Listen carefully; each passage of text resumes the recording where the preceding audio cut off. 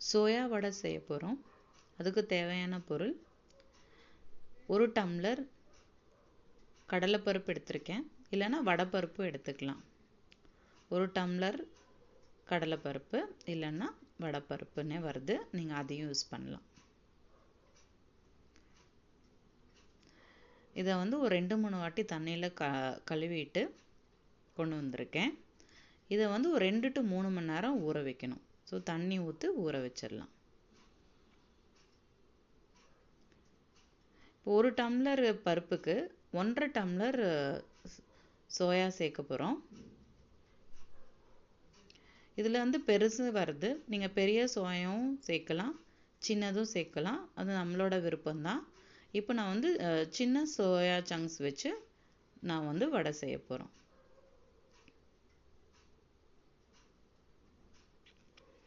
நல்லா கொதிக்கிற தண்ணியில் சோயா சங்க்ஸை போட்டு ஒரு 2-3 வாட்டி கலந்து விட்டோம்னா நல்லா வாட்டர் அப்சர்வ் ஆகி வந்துடும்.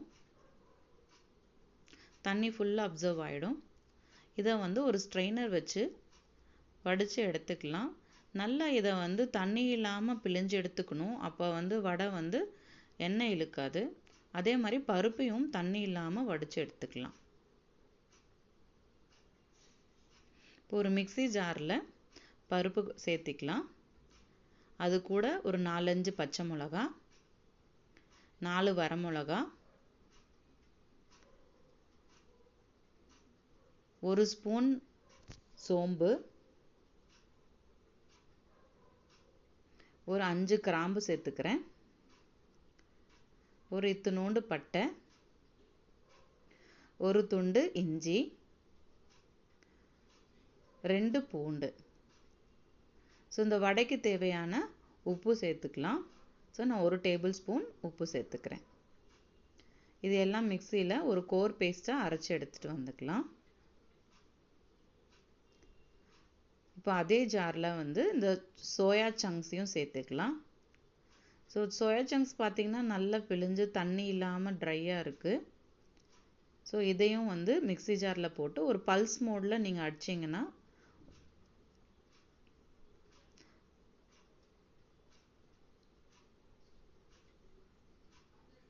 இது மாதிரி கோர்ஸாக வந்துடும் உங்களுக்கு. ஸோ இதையும் வடையோடு சேர்த்துக்கலாம், வடைப்பருப்போடு.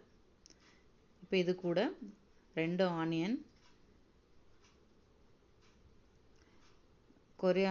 கொத்தமல்லி இலை, கருவேப்பிலையும் கட் பண்ணி வச்சுருக்கேன், அதையும் சேர்த்துக்கலாம். இது நல்லா கலந்துக்கலாம், எல்லாத்தையும் ஒன்றா சேர்ந்து கலந்துக்கலாம்.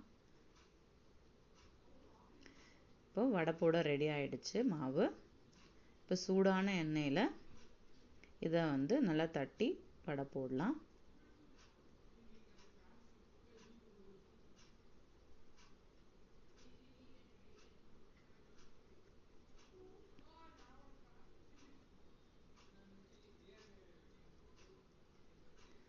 நல்லா பொன்னிறமாக வந்துருச்சு. இப்போ வடை ரெடி ஆயிடுச்சு. என்ஜாய். தேங்க்யூ.